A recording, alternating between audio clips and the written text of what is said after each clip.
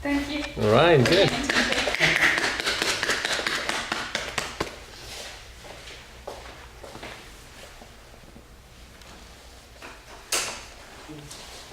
Yes. Yeah, we have finished with everything. Yeah, we have finished. Okay, excellent. So if you want to discuss something or you find something interesting or didn't understand, Or if you want to bring new topics into the discussion, that Yeah, I felt like it wasn't very clear to me, the manifest destiny. Okay, so that's something that American people thought at that time. They believed, like they truly believed, that they had a God-given right to expand the territory, to expand their way of living. In that case, to the countries that were near. In that case, it was Mexico. So for them, it was like something they had the right to do. I have the right to take that land because that land needs to be mine. They didn't see it like Mexico had to refuse because they had the right to take it. God's will. Yes, God's will. How do you evaluate that philosophy or ideology in your perception? My perception? Well, I think religion gets in the way of a lot of important issues, and it's very easy to justify all these crimes because it was honestly a crime with religion and then end of the discussion for them. So it's the easiest solution. No more thinking, that's what God wanted, they were doing it. What's to discuss, what's to think, yeah. Right. Considering that this manifest destiny was or led to the expansion towards the west, right? Westward expansion, and it meant genocide of different tribes, right? Yeah. People moved to, or entire tribes moved to reservations. Do we have a local manifest destiny? Have we had a manifest destiny here in Chile? Yeah. What do you mean in terms of native? Native? I mean Mapuche. With all that, all that it implied. Yeah, of course we have. I mean, in terms of the nation has one because they want them to do what they. In terms of education, they want Mapuches to have the same kind of education that we have, that we are not. So we wanted to assimilate. Yeah. Because like our way of living, our system, our political system, our culture is more important, is better than the Mapuche one. So that is a way of manifest destiny. I don't think that right now the government or the state does it as a way of justify it in a religious argument. I think it's just a matter of the land, and they just think like, this is how the world works right now. That's just old-fashioned. That doesn't make any sense for us, and they don't respect their land. So do you think it's a matter of considering their cosmovision, their cultural perspectives as not having the same importance as the Western culture, or it's more connected with economic reasons? Is it a matter of cultural reasons I or think it's economic? totally related to economical reasons. That's it. I mean, I think we all know that's how it works right now. Just a matter. I mean, the land. It means money. It means resources. It means that we can grow things on there, and that the elite is going to buy those lands, and they're just going to make more money out of it. And that's it. I mean, for us, the land, it means just money, but for Mapuche, it's something that it's related to who they are. Yes, to their identity. Right. So most of indigenous peoples, right, have a different connection to nature than the vision that we have about property. So what could be considered community land, it's considered private property by the Western subjects that went particularly to live in the South and to have these huge piece of land, right? Okay.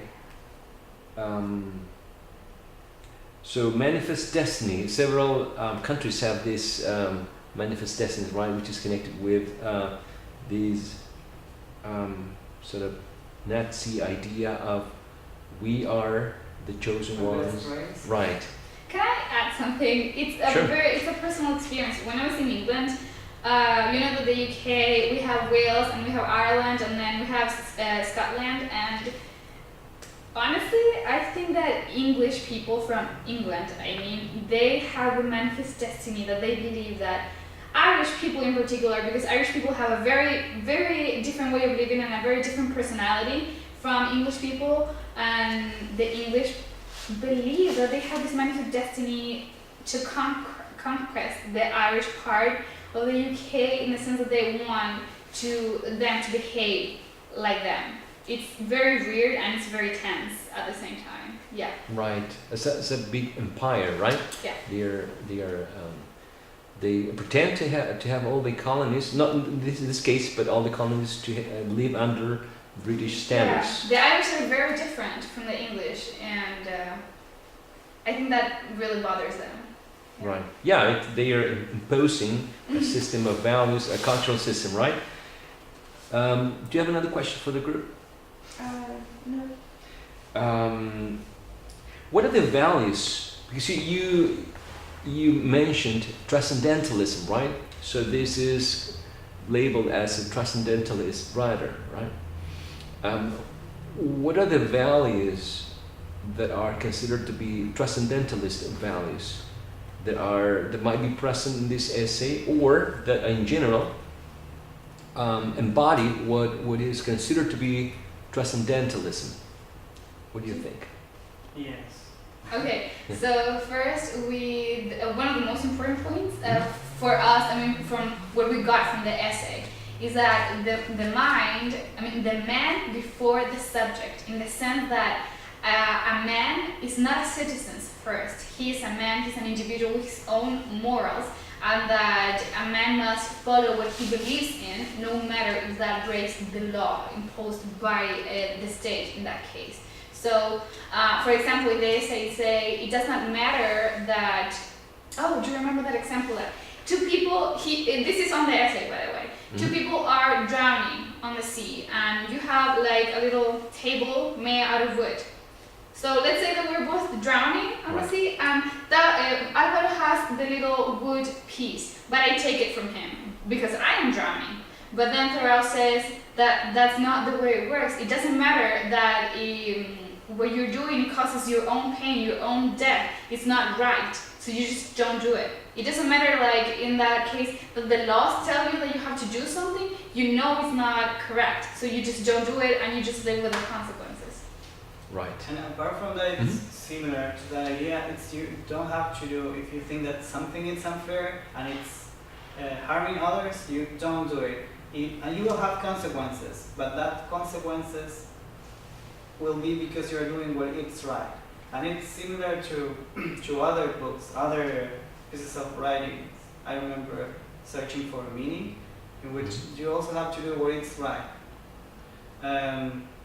Simplicity also. Yeah, the simplicity that we don't need cell phones. The values for today's society. We don't need cell phone, computers to be happy. We just need to do what's right. That's the point. Or we just need to hand what we need to eat in terms, because the style lives in the forest. So we can hand what we need for that day, and then we don't need to kill all the animals just to feed everyone.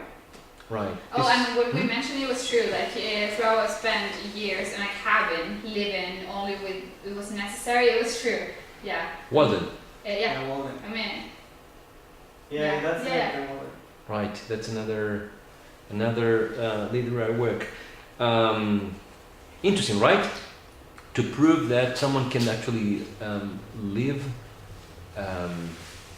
Build the cabin and fish and etc. etc. It's an interesting way to prove it firsthand, right? Alvaro, in which way do you share Thoreau's ideas? Have you opposed to something that you consider to be illegal, would you like to oppose in a probable future, maybe, to a law that you consider to be unethical, for instance? Yeah, just giving you an example. I don't have. I'm trying to think right now within seconds. Yep. One example, but I can't. But I can give someone's example.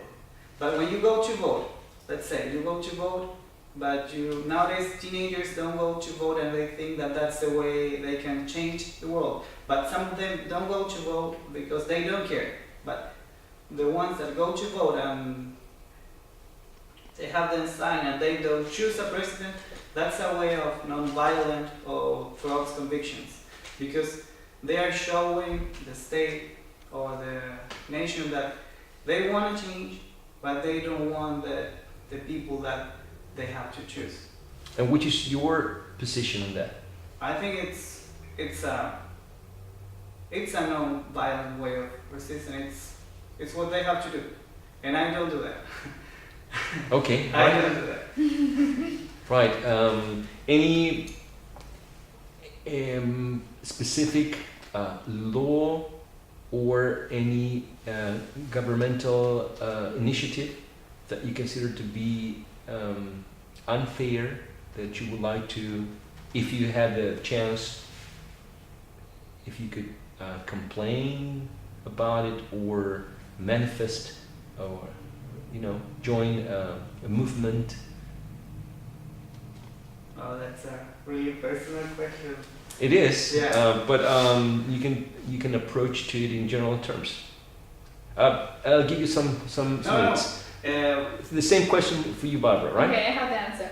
I know we all know that a few weeks ago, the law of tenencia responsable from animals, it was released, and a lot of people were really excited about it. Like, it was the solution for dogs to not be stray dogs anymore, but blah blah blah.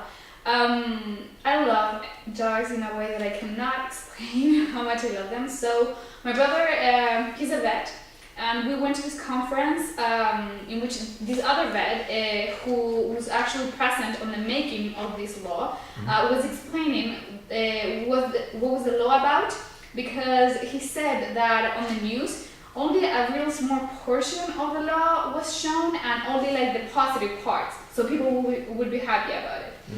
And the law is so badly made. It's so badly made, and I cannot understand how people who wrote it did so. And one of the main parts for me, that if it was a protest or something, I would just go like right now.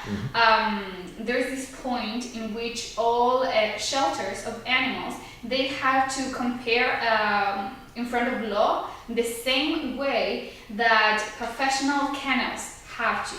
For example, in San Javier, where I live, there is a shelter that probably has like 50 dogs, and they feed them and everything, but they don't have the resources, for example, to have a bed for each one of them. Right.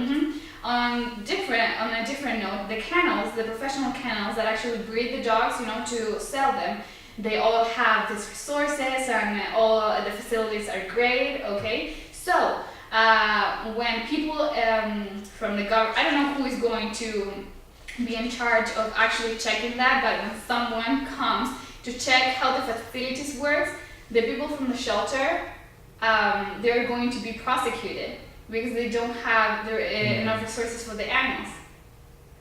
And I just think, like, how can that possibly be a thing? They're helping the animals in the way that they can, but the law is so badly thought that they just wrote that. And all people that help the animals, all shelters, all the vets, the kennels, they all act the same in front of the law.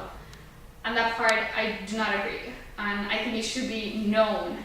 And also it says that dogs in which breeds are potentially dangerous, they have to follow certain rules, in the sense that the owners have to follow certain rules.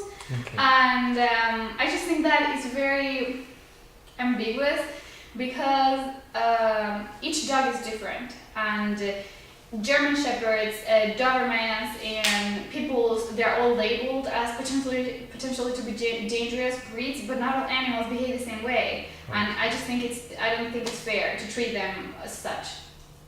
Right. That's Right.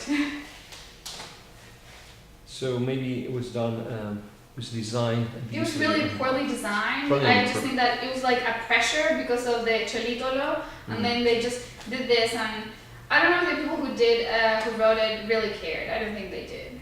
Probably they're not using the most capable legislators, right? Alvaro, your turn.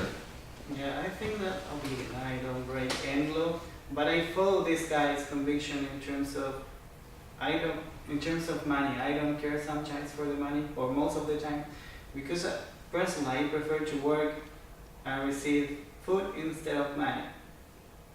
That's the only personal experience. I'm really a vegan. I think I don't break the law. Plus, I pay the taxes. All I have, I respect everything. Now that I'm thinking. Really? Yeah, but in terms of convictions, I don't need many things to be happy. I just need food. I work as a volunteer, so that's the way I can link my life to this guy. Right. But because I'm afraid of breaking the laws and going to jail, I have to be honest. Right. Right. And that's totally valid. Absolutely. But people are complaining a lot nowadays. For instance, for the system retiring, right? So like no más AFP, right? But that's a movement that's totally valid. People who are complaining because we have to park and pay even at hospitals, right? So they have to pay for the parking places. This laws are very reactive, right? So they have to kill someone to make the law. I mean, if you remember the Samudio law, right? It's came after his death, right? So it's not proactive.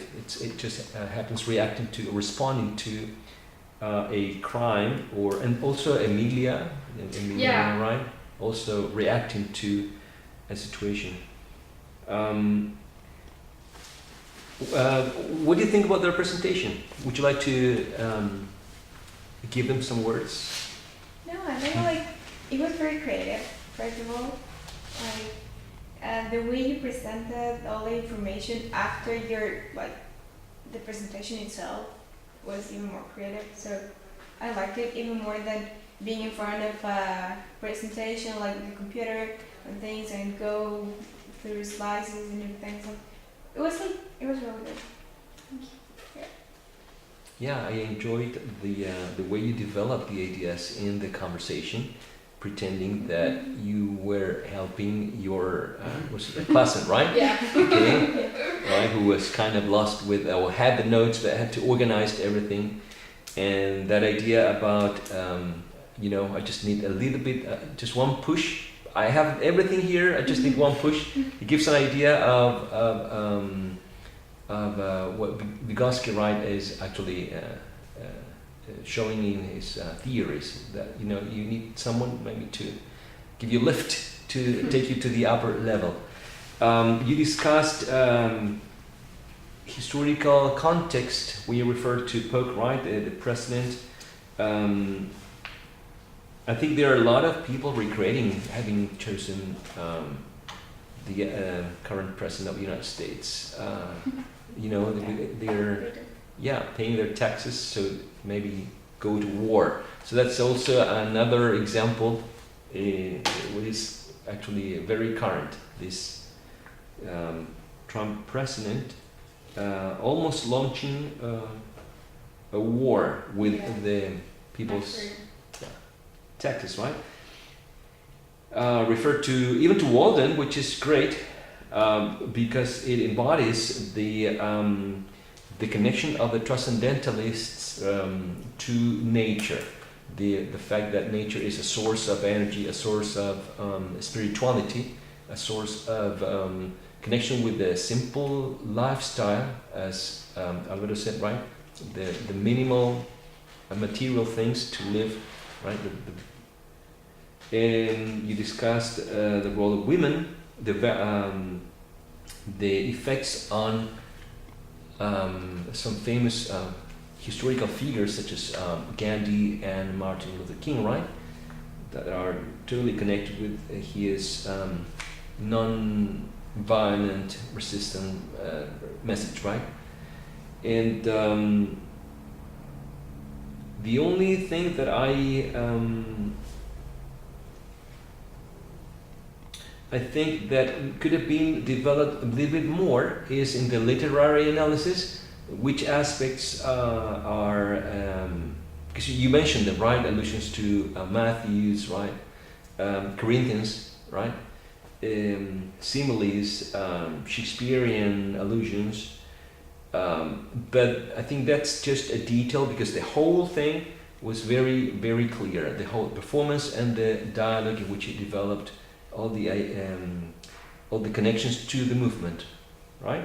And it's true. It stayed only one day, one night. Yeah. Yeah, one night. Yeah. And then if you think about it, it's like just one night, and Yeah. right?